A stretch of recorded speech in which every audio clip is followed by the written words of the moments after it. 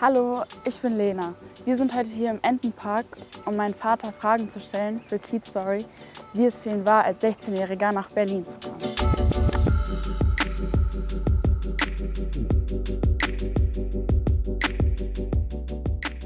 Papa, wie war eigentlich dein erster Eindruck, als du in Berlin ankamst? Ja, man kommt von so einem kleinen Dorf in so eine Riesenstadt. Das war der Anfang nicht so einfach. Aber nichtsdestotrotz hatte ich mich entschieden, dass ich hier bleiben will und deshalb musste ich mich einleben. Und hast du noch Erinnerungen aus Kosovo von deiner Kindheit? Na, selbstverständlich, ich bin dort aufgewachsen und klar hat man Erinnerungen noch vom Ort, von der Schule. Was ist denn die schönste Kindheitserinnerung von dir? Ja, die schönste ist für ein Kind eben diese Freiheit. Ich musste ja nichts machen. Ich hatte fast alles und es war alles friedlich. Teilweise hat mir natürlich auch mein Vater ein bisschen gefehlt, weil er hier war, aber man musste halt durch.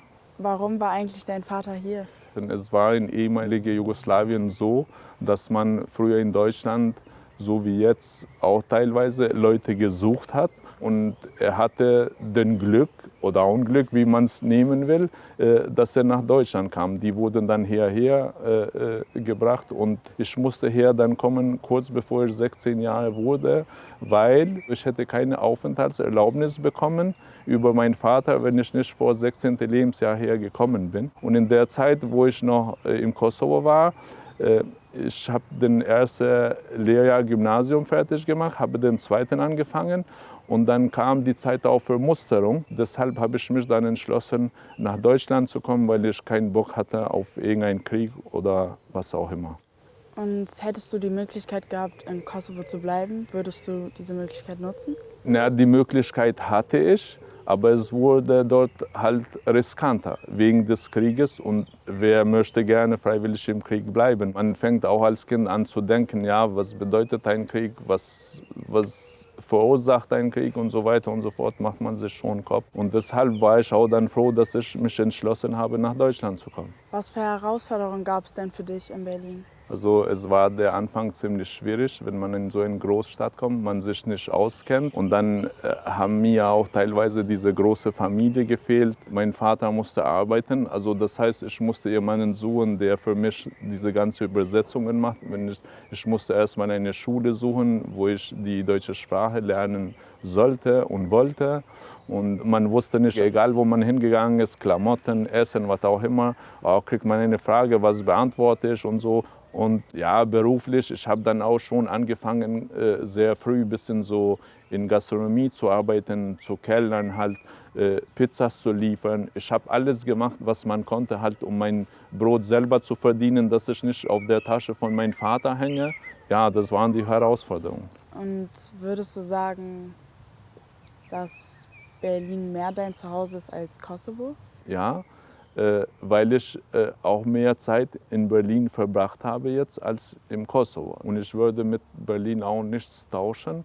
Hier habe ich den Platz gefunden, wo ich leben möchte, wo ich alt werden möchte und deshalb fühle ich mich wie zu Hause. Ich werde dir jetzt gleich so ein paar Bilder von dir zeigen, also von früher noch. Und ich würde es cool finden, wenn du mir einfach so ein paar Stories darüber erzählen würdest. So diese Bilder, Ja. okay?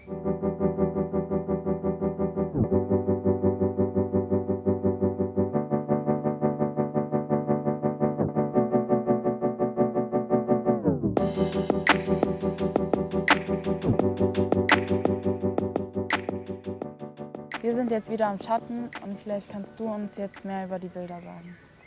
Also, Lorena, so das erste Bild, was ich dir dazu sagen kann, meine Oma und meine Opa hatten viele Schafe und Kühe. Und in dieser Zeit, das war bestimmt so Nachmittag, bringt man die Schafe zu so einem Ort, wo sie Wasser trinken können. Und da kann man zum Beispiel ein bisschen schummen, was in der Hand nehmen und dann rennen die Schafe dir hinterher. Und deshalb habe ich das gemacht. Hier war ich mit meiner Schule in Wannsee und ich habe versucht, hier meine Klassenkameraden zu erklären, dass ich mir in der Zeit Kopf gemacht hatte, da in Kosovo ein Krieg stattfand. Und habe ich versucht, so mit Bildern ein bisschen zu erklären, was vor Ort so los ist.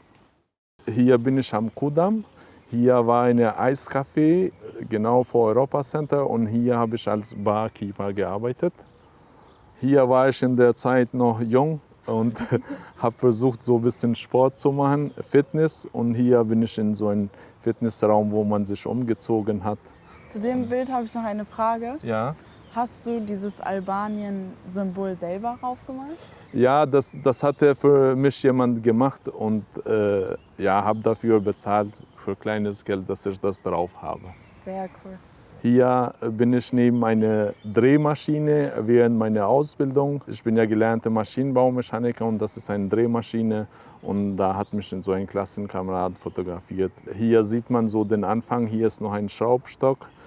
Die ersten 6 Monate arbeitet man nur in Schraubstock, so Pfeilen und so. Hier ist ein Bild, das Auto ist eigentlich von meinem Bruder, aber wollte ein bisschen angeben. Und wir sind hier auf Karl-Marx-Straße, man sieht hinten da Rathaus Neukölln. Und ja, das Foto dann ist halt so entstanden. Sehr cool. Das war's mit dem Interview. Hast du Bock, noch ein bisschen kicken zu gehen? Ja, von mir aus gerne. Okay, lass uns los.